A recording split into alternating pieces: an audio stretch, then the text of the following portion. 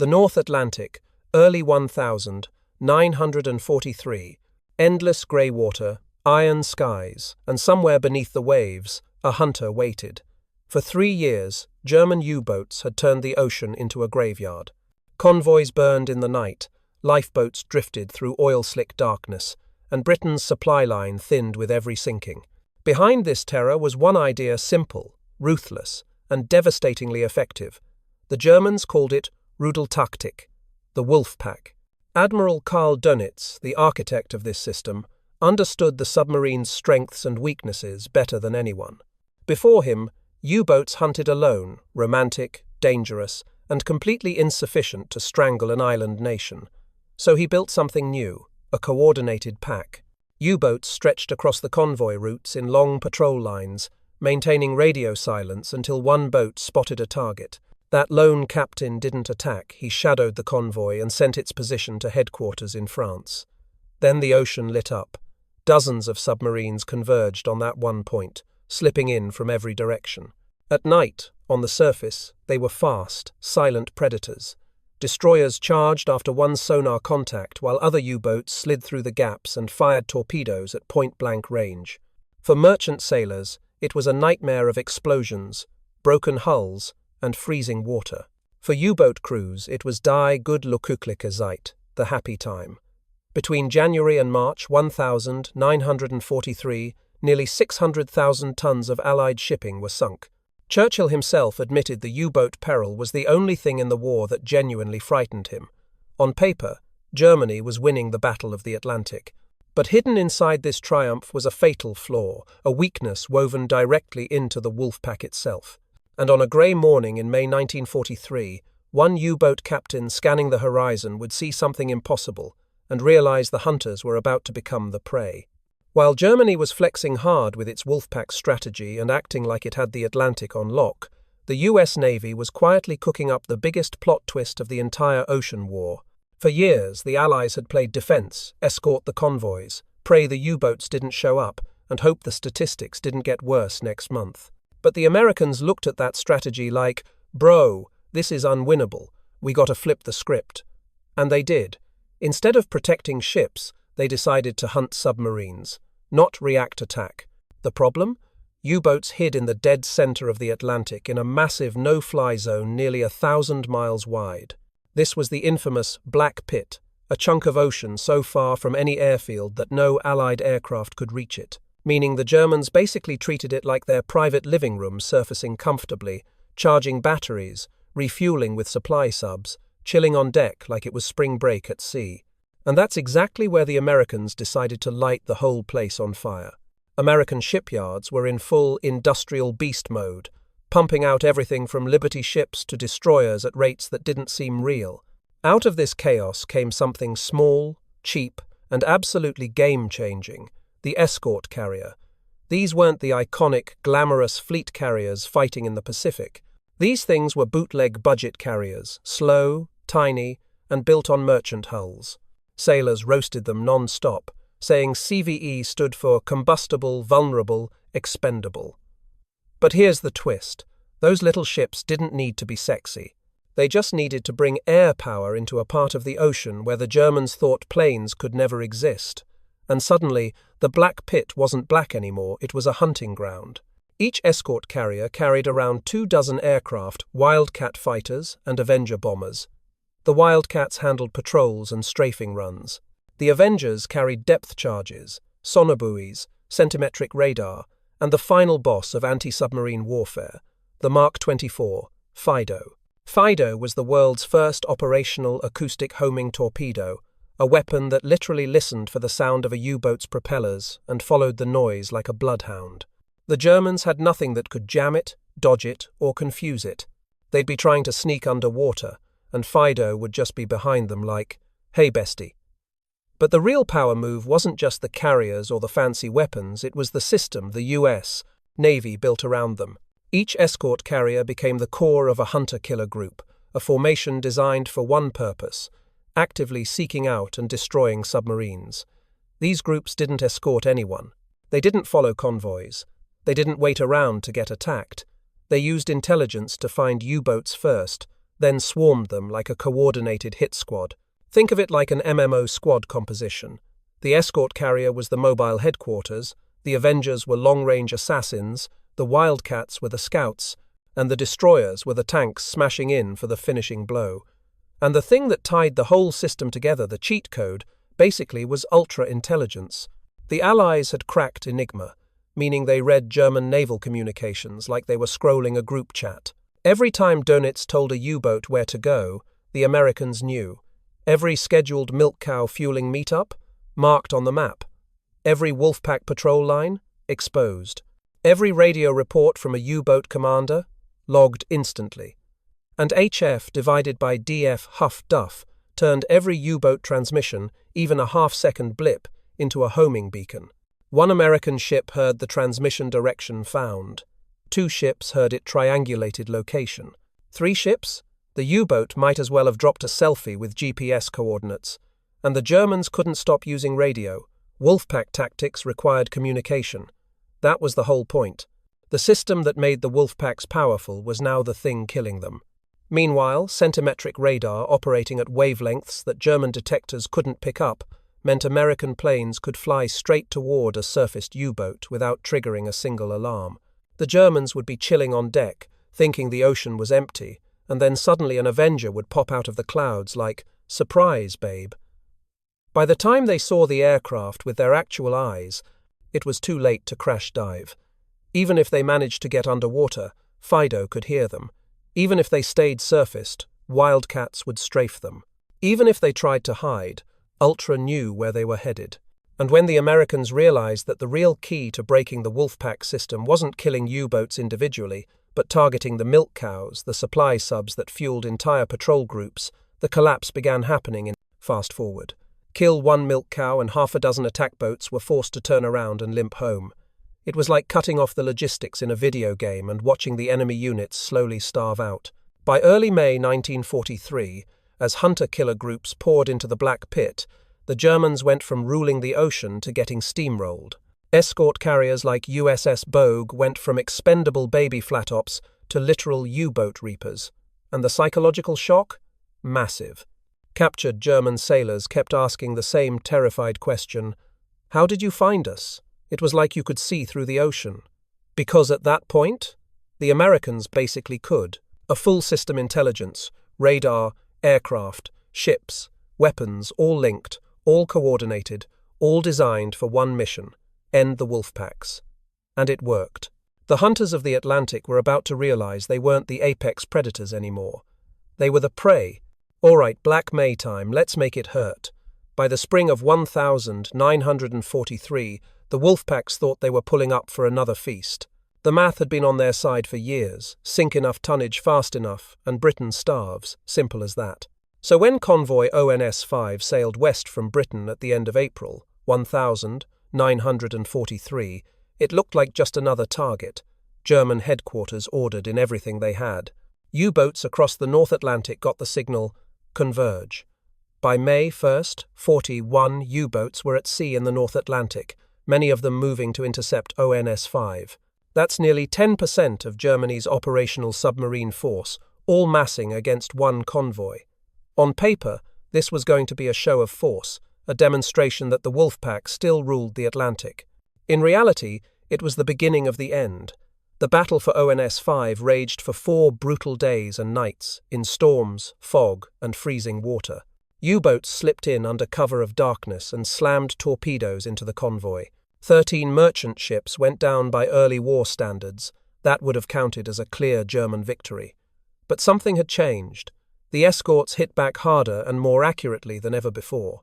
Better radar, better tactics, better coordination. And behind them, unseen by the U-boat crews, were hunter-killer groups and escort carriers already tightening the noose. During that single battle, 6 U-boats were sunk. 6 boats and almost 300 men lost in trying to kill 13 unarmed merchant ships. For the first time, the exchange rate flipped. U-boats were now dying faster than the tonnage they were destroying. The German command didn't fully understand it yet, but they were bleeding out, and the month was just getting started. Out in the Atlantic, the hunter-killer group built around USS Bogue was on patrol, guided by ultra-intelligence and Huff-Duff bearings. On May 5th, just as boats like U-192 were moving in for what they thought was another routine Wolfpack strike, an Avenger from Bogue picked up a radar contact, a U-boat cruising on the surface, charging batteries, thinking the night and the vast ocean made it safe. The aircraft dove in. Depth charges fanned out around the diving submarine, detonating close enough to tear its pressure hull and force it, battered and flooding, back to the surface. Men spilled out onto the deck, waving shirts in surrender, stunned that they had been found at all, much less mauled by an aircraft in the middle of the Atlantic. That feeling, "How did they even see us?" would become the dominant vibe for U-boat crews that month. The Bogue Group was just one of several hunter-killer teams now roaming the ocean, and every one of them had the same mission: find U-boats and destroy them, no matter where they tried to hide. They no longer had to wait for contact reports from convoys. They had Ultra telling them where patrol lines were forming. They had HF divided by DF catching every radio whisper. And they had radar and aircraft that could spot a submarine on the surface long before the lookouts on the conning tower ever saw a shadow in the clouds. Once contact was made, the pattern became terrifyingly predictable. Planes would appear seemingly out of nowhere, attacking with depth charges or dropping a Fido acoustic torpedo into the water near the U-boat's last known position. The torpedo would begin hunting for the sound of propellers. The U-boat commander faced an impossible choice: run and be heard or stop engines, sit dead in the water, and wait blind and deaf while a torpedo searched for him in the dark. Sometimes they escaped. Increasingly, they didn't. The Americans quickly realized that smashing the attack boats wasn't enough. The real backbone of the Wolfpack system was the fleet of supply submarines, the milk cows. These big, unarmed U-boats carried fuel, torpedoes, food, and spare parts. They allowed the combat boats to stay at sea far longer than normal, extending their range deep into the Atlantic. Take out the milk cows, and entire wolf packs would suddenly be stranded, low on fuel, low on torpedoes, forced to retreat or risk being caught empty and helpless. So Ultra provided the rendezvous coordinates. The hunter-killer groups raced to those points and waited like sharks. When a milk cow surfaced to refuel her clients, Avengers were already overhead. On May 7th, one of these refueling ops turned into a nightmare. A milk cow and an attack U-boat met in the middle of the Atlantic to transfer fuel, hoses stretched between them on the surface. No aircraft expected. No escorts nearby. Just two submarines and the open ocean. Then an American plane appeared out of nowhere. Neither sub could crash dive without ripping hoses free and risking catastrophic damage. The Avenger didn't hesitate. Depth charges bracketed the milk cow, and the explosion tore her apart in a massive plume of spray and fire. The attack boat barely escaped, damaged and shaken. The captain later reported that his crew now believed they were sailing to certain death every time they left port, and that wasn't an exaggeration. As May went on, the body count climbed. One by one, U-boats that had once prowled the North Atlantic with near impunity started disappearing. First reported overdue, then quietly written off as presumed lost. U-boat headquarters in Paris watched the numbers with growing horror. Early in the war, losing 1 or 2 boats in a month was bad. Losing 10 was a crisis. In May 1943, Germany lost 41 U-boats in a single month. 16 were definitely sunk in the North Atlantic alone, and another 9 were so badly damaged they had to limp home and never sailed again. Others vanished without a trace. When the math was done, the casualty rate for boats operating in the North Atlantic that month came out to around 61%. Imagine being a U-boat crewman reading that. More than half of everyone who sailed into those waters in May did not come back. This wasn't a bad phase or temporary rough seas. This was an extinction event. For the men below deck, the change was obvious even before the official numbers came in. Air attacks were more frequent and more precise. Planes were showing up in places that were supposed to be safe, at times when they weren't supposed to be within reach. Depth charges were landing closer, patterns tighter. The old tactics crash dive, go silent, wait it out, just weren't working the way they used to. It felt like the enemy had suddenly learned every trick in the book and written an entirely new one. Meanwhile, from the Allied perspective, May 1943 was the payoff for years of brutal trial and error. All the investments, the code breaking, the escort carriers, the radar, the huff-duff, The training of aircrews and destroyer captains finally clicked into one coherent machine. The hunter-killer groups weren't perfect yet, but they were good enough.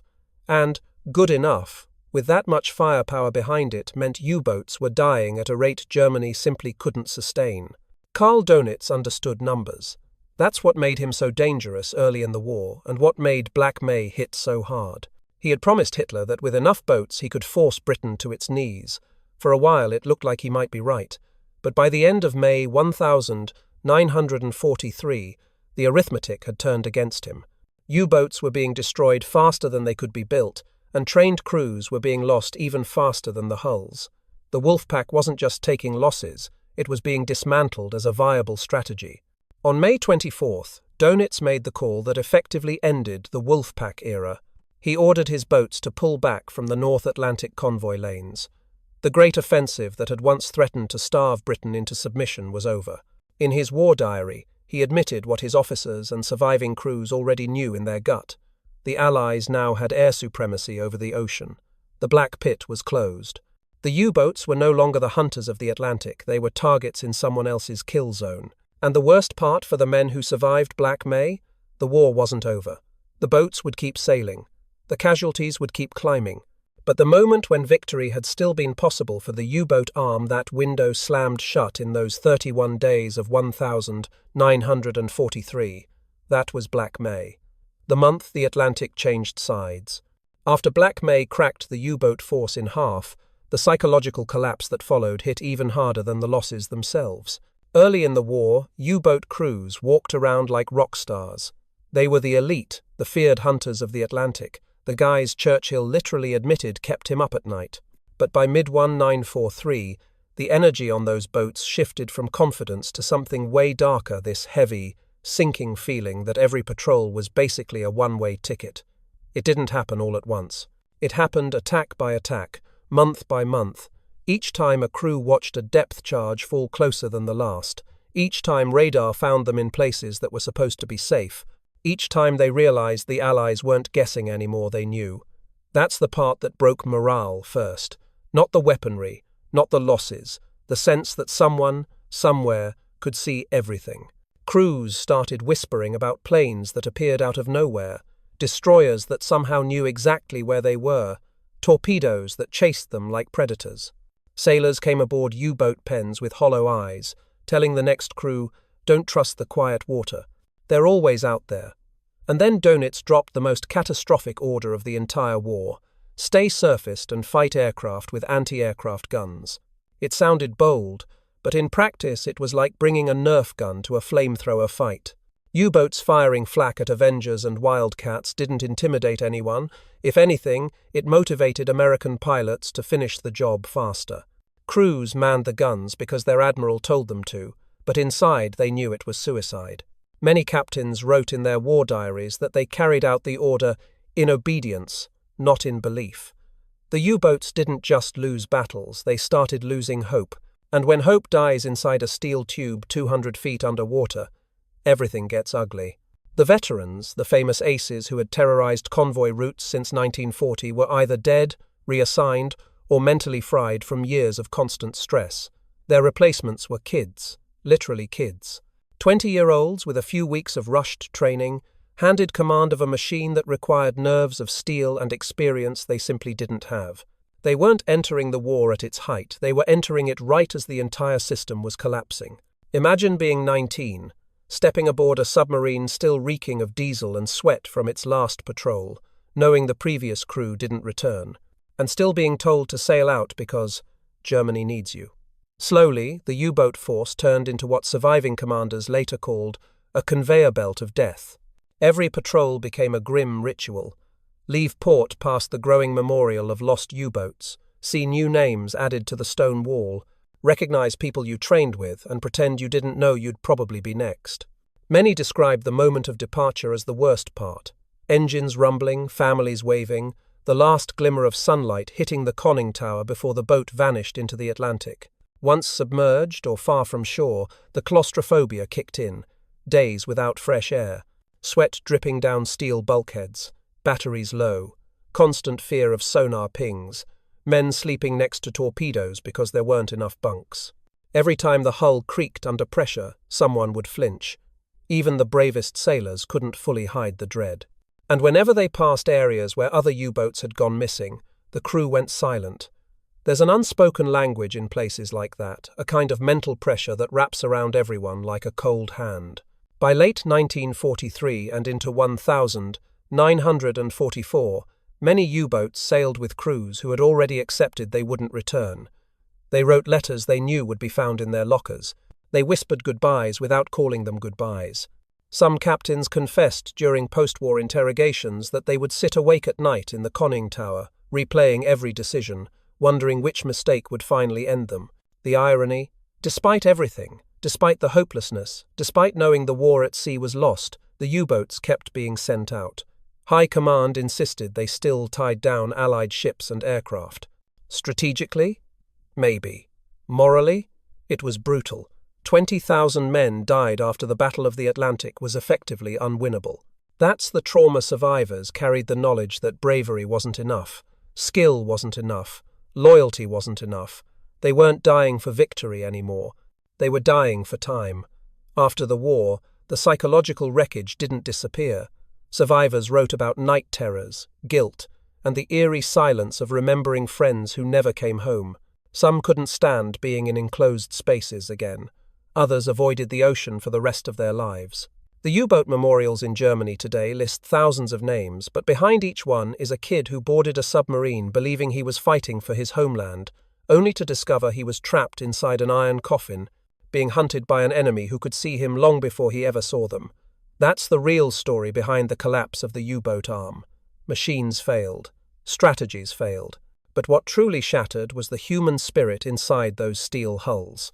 In the end, the fall of the U-boats wasn't just about who had the better submarine or deadlier torpedo, it was about who built the better system. That's the real legacy of the hunter-killer groups, and why what happened in the Atlantic still matters today. Dönitz had created a system with the Wolf Pack: coordinated patrol lines, centralized command, constant radio updates, supply submarines, massed attacks at night. For a while, it was terrifyingly effective. But the Allies responded with something even more advanced. Escort carriers as mobile airfields, destroyers with sonar and huff-duff, aircraft with centimetric radar and acoustic torpedoes, all plugged into a massive intelligence backbone powered by code breaking. The Wolfpack was a network. The hunter-killer groups were a better network. And in modern war, that's what decides everything. You can see it crystal clear in the story of U-505. On the 4th of June 1944, just 2 days before D-Day, the hunter-killer group built around USS Guadalcanal tracked U-505 using huff-duff and air patrols. Depth charges forced her to the surface, and instead of just sinking her, the Americans did something no one had pulled off in over a century. They boarded and captured an enemy warship on the high seas. Inside, they found the full package Enigma: machine, codebooks, charts, technical manuals. It was like looting the final boss and getting all the rare drops at once. U-505 today sits in a museum in Chicago, and walking through it is weirdly emotional. You see the bunks crammed between pipes, the tiny galley feeding 50 men, the torpedo room jammed with weapons, the command spaces where officers tried to think clearly on 3 hours of sleep. You feel how cramped, humid, and intense life must have been down there. And at the same time, you know that while this machine once terrorized the Atlantic, it was ultimately outmatched not by a single superior weapon, but by an entire ecosystem of technology, planning, and coordination built to erase its advantages. That's the big lesson militaries took away from all this. The US Navy looked at what worked in 1943-45 and basically said, "Cool, let's keep that forever." Today's carrier strike groups nuclear carriers, guided missile cruisers, destroyers, submarines, and aircraft, all linked by advanced sensors and data networks, are the direct descendants of those awkward little escort carrier groups from World War II. The tools changed. Nuclear submarines replaced diesel boats, satellites replaced spotters, guided missiles replaced depth charges, digital sonar replaced hydrophones. But the core idea stayed exactly the same. Don't fight as isolated units. Fight as a connected, constantly updated, intelligence-driven system. The Soviets saw it too. During the Cold War, they studied hunter-killer group tactics and designed much of their submarine doctrine and weapons specifically to counter U.S. carrier groups, because they understood that these integrated naval systems were the greatest threat to their own subs. The cat-and-mouse game under the ocean, from nuclear boats shadowing carriers to attack subs, stalking ballistic missile subs, was basically a more high-tech sequel to the struggle in the North Atlantic. But zoom back down from the strategic view, and you crash right back into the human cost. Around 1,100 U-boats entered service. Roughly 785 were lost. About 40,000 men went to sea in them. 30,000 never came home. 3 out of 4. And most of those deaths came after Black May, after it was obvious the tide had turned and Germany couldn't win the Battle of the Atlantic. That's where the story gets uncomfortable. Dönitz argued that every U-boat at sea tied down Allied ships, planes, crews, resources that couldn't be used elsewhere. Strategically, there's some cold logic there. But to the men inside those boats, it meant they were being sent out not to win, but to delay the inevitable with their lives. You see that in their post-war writings. A lot of them insist they weren't fanatical Nazis. They were sailors, professionals, fighting for their country the only way they knew how. They took pride in doing their jobs well, even when the odds turned hopeless. And what haunts many of them isn't just what they did, but when they were ordered to keep doing it long after it made any difference to the final outcome. That's where the emotional gut punch of this whole story lands, the clash between brilliant systems and expendable humans. On one side, the Allies proved that a tightly integrated, tech-driven, intelligence-fed system could crush even a fearsome opponent. On the other side, tens of thousands of young men learned the hard way that courage inside a doomed system doesn't lead to victory, it leads to mass graves under the sea. When you look at it like that, Black May becomes more than just the month the U-boats lost. It's the moment where 20th century warfare fully shifted from individual skill and daring to full-on systems warfare. The Wolfpack represented one era. The hunter, killer groups, and everything that came after them represented the next. And the U-boats, those iron coffins, ended up as the tragic human bridge between the two.